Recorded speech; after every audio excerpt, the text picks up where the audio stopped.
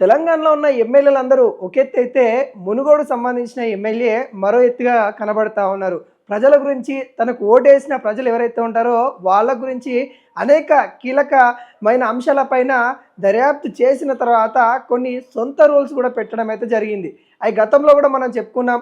రాజగోపాల్ రెడ్డి మునుగోడు సంబంధించిన ఆ నియోజకవర్గంలో వైన్ షాపులు సంబంధించిన ఏదైతే టైమింగ్ ఏవైతే ఉంటాయో వాటిని గడువు అంటే సాయంత్రం కాలనే తెరవాలి. రాత్రి 10 అయిందనంటే పర్మిట్ రూమ్లు బంద్ చేయాలి. 6 తర్వాతనే తెరవాలని ఏవైతే రూల్స్ పెట్టారో వాటికి సంబంధించిన రూల్స్ అయితే ఇప్పుడు నడుస్తూ ఉన్నాయి. అంటే అక్కడక్కడ కూడా కొంతమంది ఆ రూల్స్ని అతిగమించి ఉదయాన్నే తీయడం, ఏవైతే పర్మిట్ రూమ్లకి ఉదయాన్నే అక్కడ ఓపెన్ చేయడం చేసినప్పటికి కూడా అక్కడ ఎవరైతే తనకు సంబంధించిన నేతలు ఎవరైతే ఉంటారో అక్కడికి వెళ్ళి రిక్వెస్ట్ చేస్తూ ఉన్న పరిస్థితి కనబడతా ఉంది. ఇక వినని వాళ్ళని మాత్రము అక్కడ షాప్ క్లోజ్ చేపిస్తూ ఉన్న నేపథ్యం కనబడతా ఉంది. తాను ఎట్టకేలకి పంతం నెగ్గిన విధానం అయితే కనబడతా ఉంది. గతంలో కూడా ఈ వివాదం పైన కూడా మంత్రివాళ్ళు జూపల్లి కృష్ణారావు కూడా స్పందించడం అయితే జరిగింది. తెలంగాణ మొత్తం ఒకటే రూల్ ఉంటుంది, తనకు సొంత రూల్ ఏమి ఉండదు, తన నియోజకవర్గంలో సొంత రూల్ ఏమి ఉండదు, తెలంగాణలో ఇలా రూల్ ఉంటే అక్కడ కూడా రూల్ అదే ఉంటుందని కూడా చెప్పడం అయితే జరిగింది. ఆ నేపథ్యంలో మరి అక్కడ కూడా అదే రూల్స్ ఉంటుందని కూడా అందరూ అనుకున్నారు. కానీ రాజగోపాల్ రెడ్డి ఎవరు చెప్పినా వినకుండా తన నిర్ణయాలు తన యొక్క నియోజకవర్గంలో కొనసాగే విధంగా తన ప్రణాళిక చేస్తూ ముందుకెళ్తున్న పరిస్థితి కనబడతా ఉంది. అనేక విధాలుగా మహిళలకి ఉపయోగపడే విధంగా వాళ్ళకి అక్కడ ఉపాధి కల్పించడానికి కూడా కొన్ని ప్రయత్నాలు మొదలు పెడతా ఉన్న నేపథ్యం కనబడతా ఉంది. అక్కడున్న ప్రజలు ఎవరైతే ఉంటారో చాలామంది మద్యానికి బానిసైన నేపథ్యం కనబడతా ఉంది. వాళ్ళందరినీ కూడా కొంతవరకు మద్యాన్ని మాన్పించే దిశగా తీసుకెళ్తా ఉన్నారు. వాళ్ళకు ఉపాధి కలిగించే విషయంగా దాంట్లో కూడా కొంత ఆలోచన చేస్తూ ఉన్న నేపథ్యం కనబడతా ఉంది. ఈ నిర్ణయం తెలంగాణలో ఏ ఎమ్మెల్యే కూడా తీసుకొని పరిస్థితిలో తను ఒక కఠినమైన నిర్ణయం తీసుకోవడం అయితే జరిగింది. అంటే ఈ నిర్ణయం ద్వారా వచ్చే ఎలక్షన్లో తనకి ఓట్ బ్యాంకింగ్ ఎవరైతే మగవారు ఉంటారో వాళ్ళ యొక్క ఓట్ బ్యాంకింగ్ తగ్గే అవకాశం ఉంది.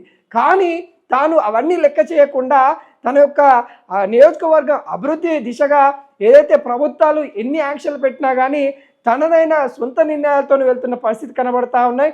అక్కడక్కడ కూడా మునుగోడు సంబంధించిన వైన్ షాపుల కాడ కొంత వివాదం అయితే అవుతా ఉన్న నేపథ్యం కనబడతా ఉంది. అక్కడ ఎవరికైనా నష్టం అయితే ఏదైతే వైన్ షాపులు ఉంటుందో అనేక విధాలుగా వాళ్ళు డబ్బులు తెచ్చుకొని టెండర్లు వేసి వాళ్ళు నడిపిస్తున్న నేపథ్యం కనబడతా ఉంది. ఆ టెండర్లకు కూడా భారీ అమౌంట్ చెల్లించాల్సిన నేపథ్యం కనిపించింది. మరి కొంతమందికి టెండర్ రాని వాళ్ళు కూడా చాలామంది ఇబ్బంది అవుతూ ఉన్నారు. వాళ్ళు బెల్ట్ షాపులు పెట్టుకొని నడిపిద్దామనే నేపథ్యంలో కొంతమంది ఉన్నారు. వాళ్ళకు కూడా తను ఉపాధి కలిగించే విధంగా కనబడతా ఉంది. వైన్ షాప్లో నష్టం చేకూరిస్తే తన సొంత డబ్బులు కూడా ఇవ్వడానికి సిద్ధంగా ఉన్నాను అన్నట్టుగా తను ప్రకటన చేయడం కూడా చాలామంది కూడా తను ఆదర్శంగా నిలుస్తూ ఉండడం కూడా మనం చెప్పుకోవచ్చు. మరియు బెల్ట్ షాపుల సంగతి కూడా మొత్తం కథమయ్యే విధంగా అంటే గ్రామాలలో బెల్ట్ షాపుల వల్ల అనేక మంది ఇబ్బంది పడుతున్న విషయం కనబడతానే ఉంది. ఆ బెల్ట్ షాపులు మొత్తం బంద్ అయిన పరిస్థితి కనబడతా ఉంది. మునుగోలులో తన యొక్క ఏదైతే పెట్టారో టైం ప్రకారం ఆ టైంకి మాత్రమే వైన్ షాపులు అయితే తెరుస్తా ఉన్న పరిస్థితి కనబడతా ఉంది. ఆ సమయంలోపు అంటే రాత్రి 10 తర్వాత పర్మిట్ రూమ్లకి పర్మిషన్ లేని నేపథ్యం కనబడతా ఉంది. వీటికి కూడా వైన్ షాపు ఓనర్లు కూడా సహకరిస్తున్న పరిస్థితి కనబడతా ఉంది. చాలామంది మహిళలు కూడా తన యొక్క తీరు అంటే ఆ పరిపాలన తీరు తన యొక్క ఎమ్మెల్యేగా తను చేసే పనులన్నీ కూడా మహిళలందరూ కూడా ఒక అన్నలెక్క తీసుకుంటున్న పరిస్థితి కనబడతా ఉంది. ఇదే తీరు యావత్ తెలంగాణ మొత్తం కూడా అందరు ఎమ్మెల్యేలు కూడా ఈ నిర్ణయాలు తీసుకుంటే బాగుండు అనే విధంగా చాలామంది ఆ నియోజకవర్గం వైపు అయితే చూస్తున్న నేపథ్యం అయితే కనబడతా ఉంది.